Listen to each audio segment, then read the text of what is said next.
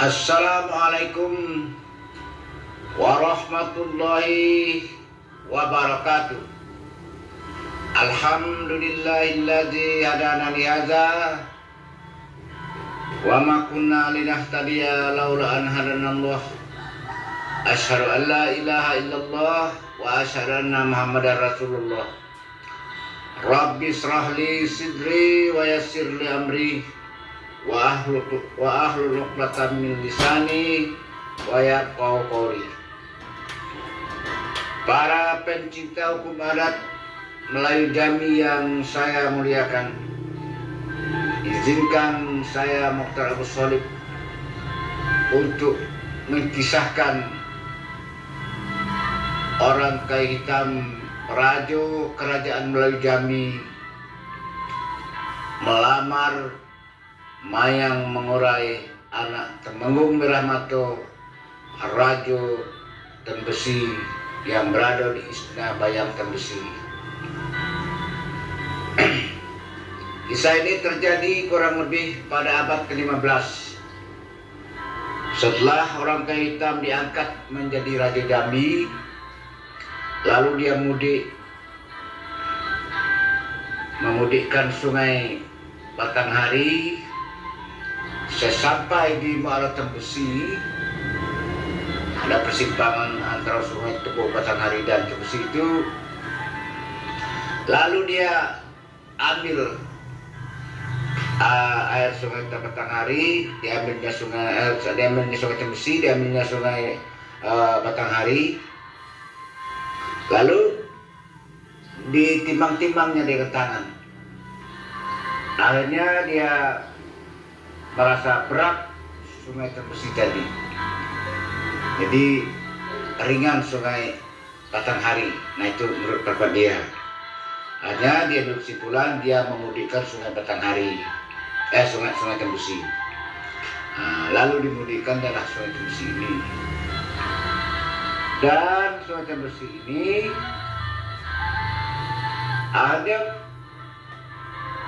bertemulah dia dengan muara sungai air hitam gitu. Nah, dilihat ini ada sungai hitam, warna airnya agak kehitaman, yang ini sungai tidak. Lalu diambilnya kedua sungai itu dengan telapak tangannya, satu tangan kiri, tangan kanan. Timbang-timbangnya sungai Batanghari, sungai Tembesi dengan air hitam tadi. Nah, ternyata menurut perasaan dia berat sungai air hitam tadi. Nah, lalu dia berbelok ke sungai hitam, tidak memudi ke sungai Tembesi. Nah, di tengah perjalanan dilihat dia ada puntung api hanyut. Lalu suruhnya ambil, coba lihat puntung api itu hanyut. Lalu diambil orang, lalu serahkan pada orang hitam. Lalu dilihatnya di situ, di dalam puntung api yang hanyut itu ada selembar rambut panjang sekali. Nah, rambut itu panjang lebih dari 1 meter, bergulung-gulung dengan puntung api itu. Nah, lalu rakyat mengatakan ini pasti punya seorang gadis cantik di sini. Nah, tapi siapa dia kita tidak tahu. Nah, itulah kira-kira.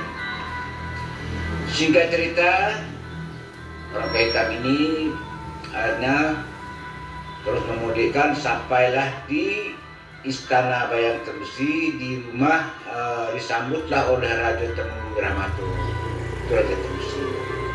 Nah, singkat cerita, lalu cerita kasar situ 3 hari 3 malam dalam belakang, dan akhirnya selesailah mengenai dicoba tadi. Tidak ada kalah, tidak yang menang, semuanya tidak ada senjata yang bisa memakan kedua orang tersebut.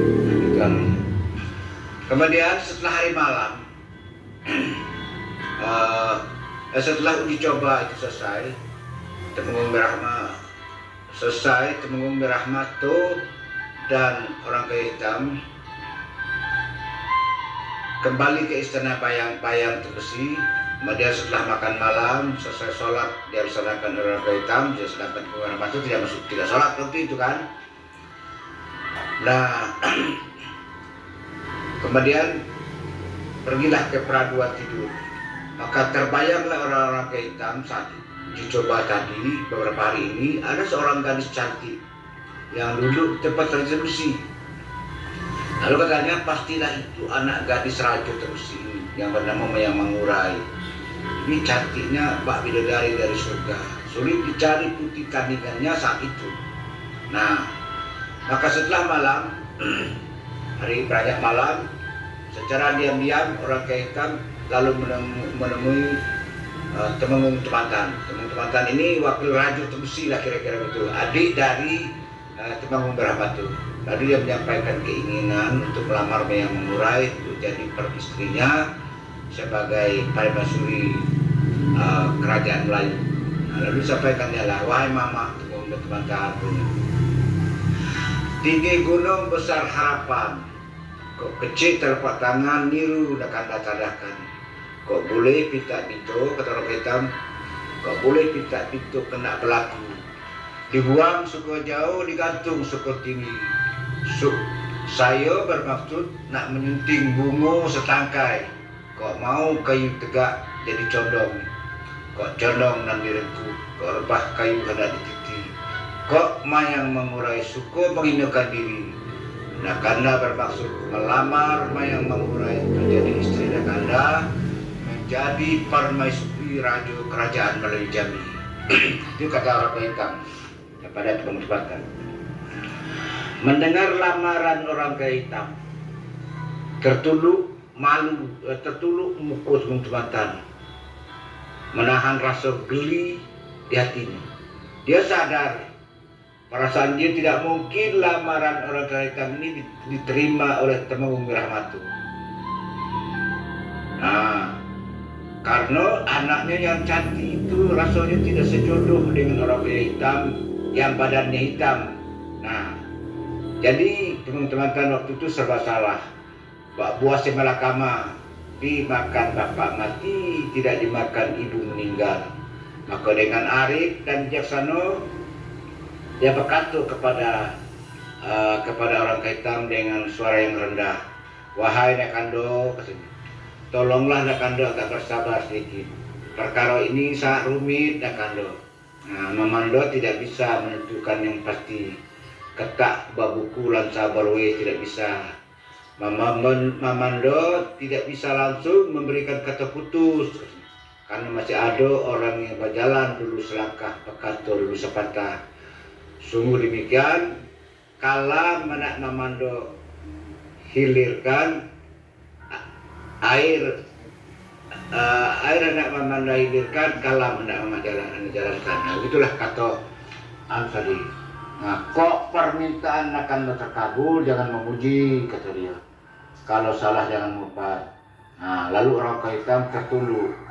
Dan orang kehitam merasa sadar betul bahwa adalah ini alamat penolakan secara halus.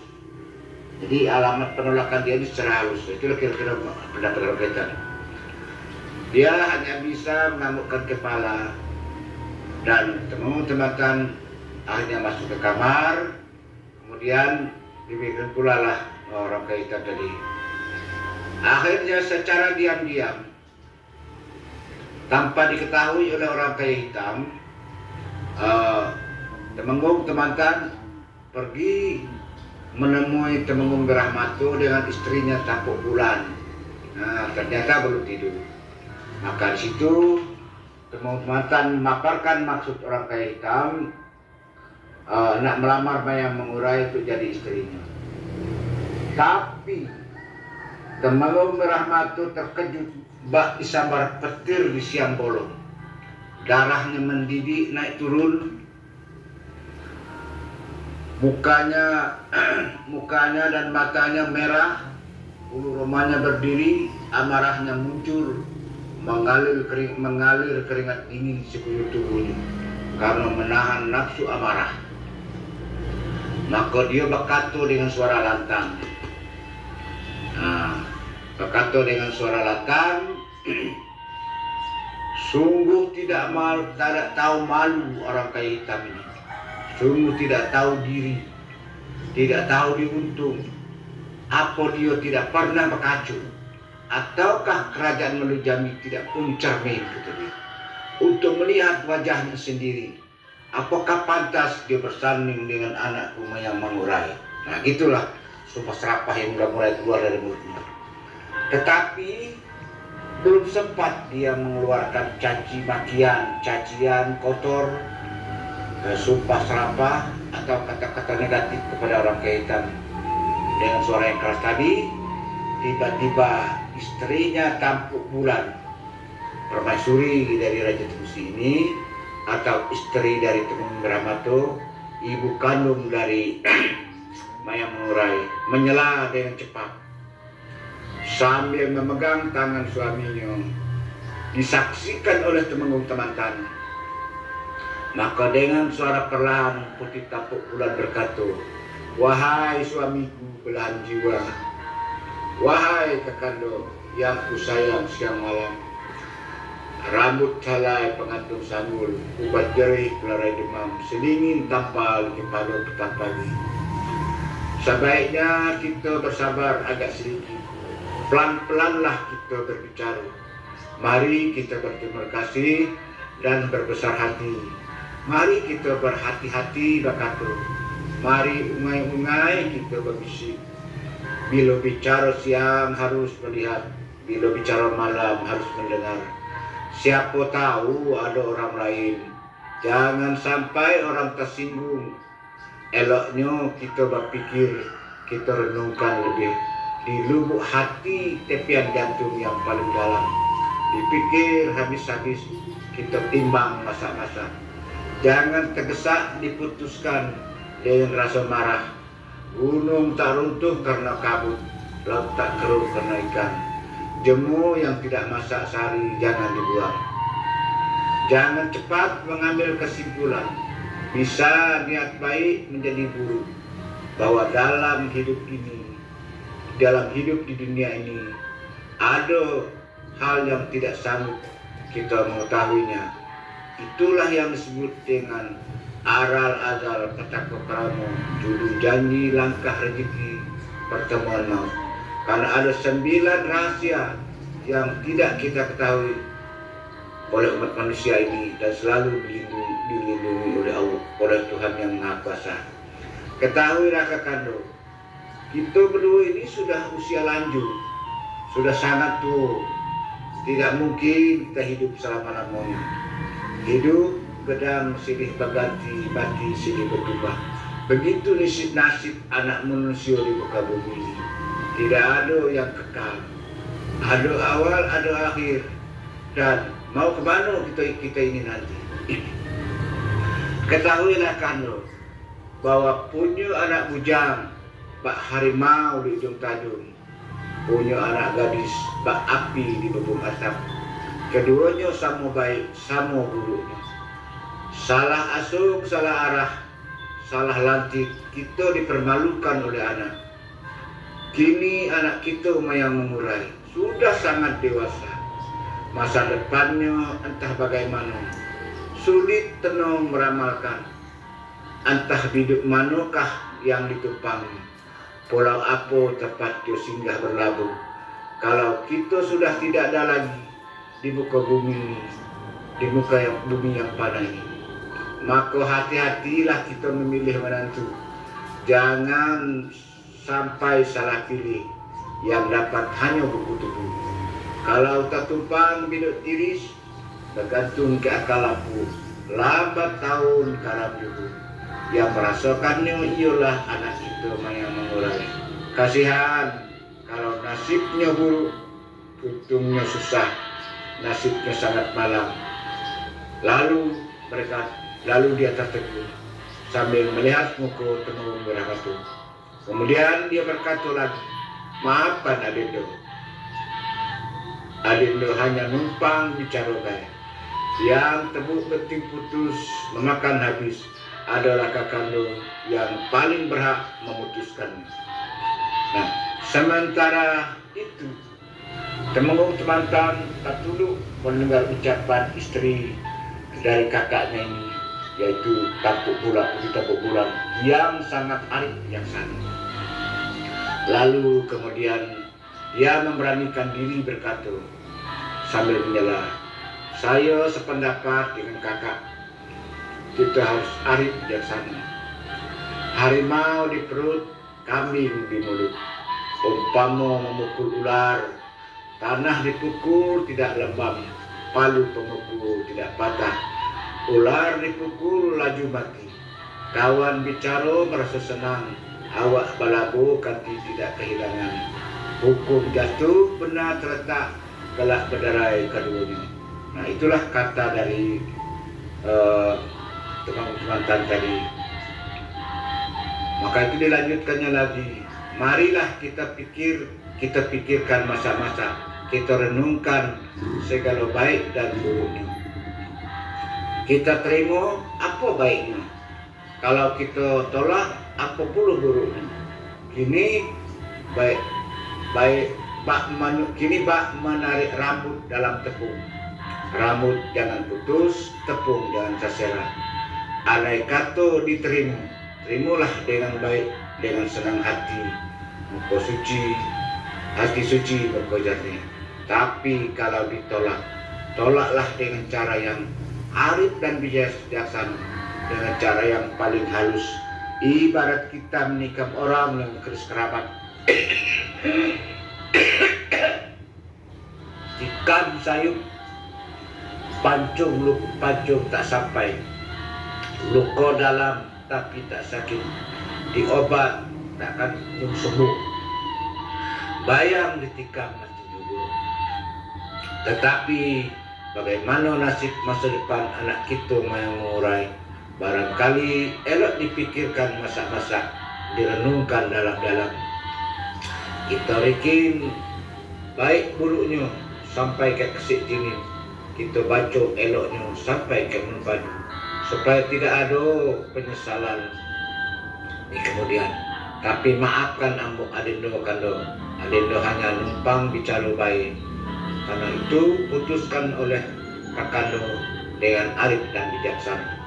Nah, itulah dialog antara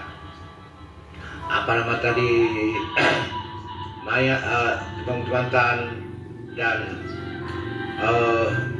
kita bulan kepada Temenggung Rahmatu mengenai lamaran dari orang Kaisang.